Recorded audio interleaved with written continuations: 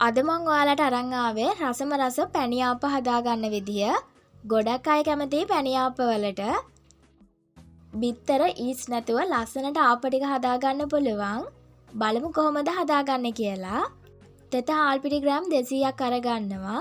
කඩේ හාල් පිටි අරගන්නත් පුළුවන් ඔයාට. ඒකටම පාන් පිටි ග්‍රෑම් 50ක් එකතු කරගන්න. ආප්ප සෝඩා තේ හැන්දක්. මේ තුනම හොඳට කලවම් කරගන්න.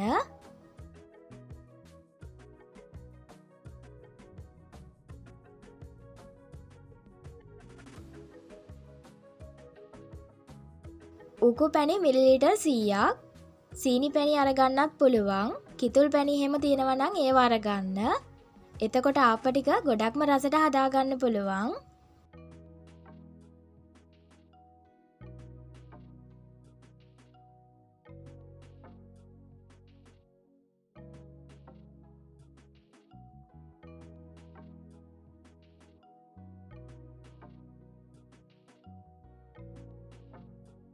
දැන් මම පොල් වතුර ටික ටික දාලා අනා ගන්නවා. පිරිසි කෝප්පයක් ලෑස්ති කරගත්තා. සේරම ටික එකපාර දාගන්න එපා. ටික ටික දාගන්න. තෙත හාල් පිටි වලට නම් වැඩි ඕනි වෙන්නේ නැහැ. හැබැයි කඩේ හාල් පිටි අරගත්තොත් නම් චුට්ටක් වැඩිපුර ඕනි වෙනවා.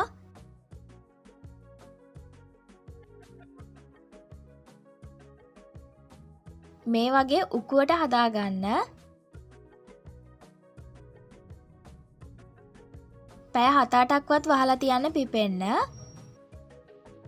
මේ තියෙන්නේ පැය 8කට විතර පස්සේ.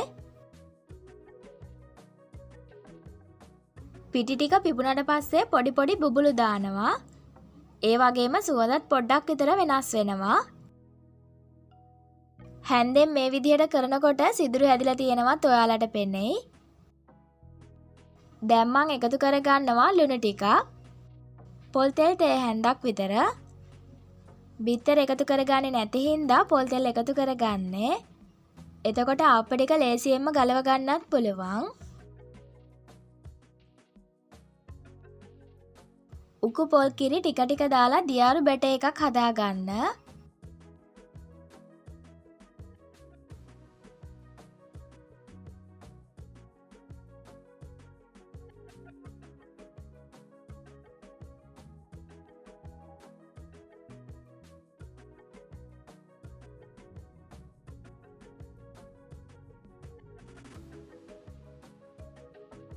මේ වගේ දියාරු බැටර් එකක් ආප්ප මිශ්‍රණය.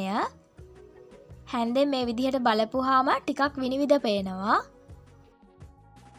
මේ විදිහට ලෑස්ති කරගෙන පැයක් විතර තියන්න. ඊට පස්සේ ආප්ප ටික හදන්න පටන් ගන්න. ආප්ප තාච්චිය පදම් කරගන්න විදිහ මම ඔයාලට මීට කලින් කියලා දුන්නා. ක්‍රම දෙකක් කියලා දීලා තියෙනවා. ඒ විදිහට පදම් කරගත්තම බිත්තර වගේ දේවල් එකතු කරගන්න නැතුව ලස්සනට ආප්ප ටික ගලව ගන්න පුළුවන්. ඒ වීඩියෝ ලින්ක් එක පළවෙනි කමෙන්ට් එකේ දාලා තියෙනවා. ආප්ප හදන්න කලින් තාච්චියේ තෙල් චුට්ටක් ගාලා රත් කරගන්න.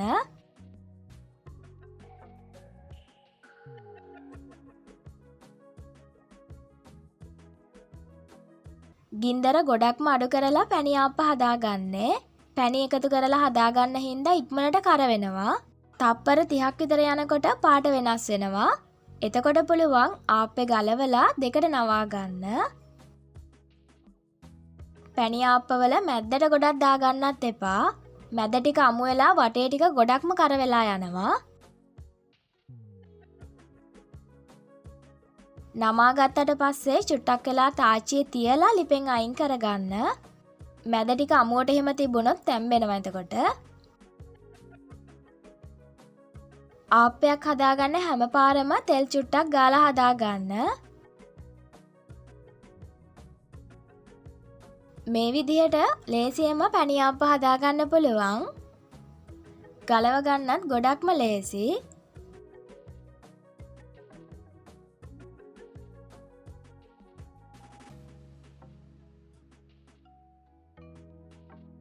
මේ ප්‍රමාණයෙන් ඔයාට ලොකු ආප්ප 15ක් විතර හදාගන්න පුළුවන්. අදට ගිහිල්ලා එන්නම්. ඔයාලට සුබ දවසක්.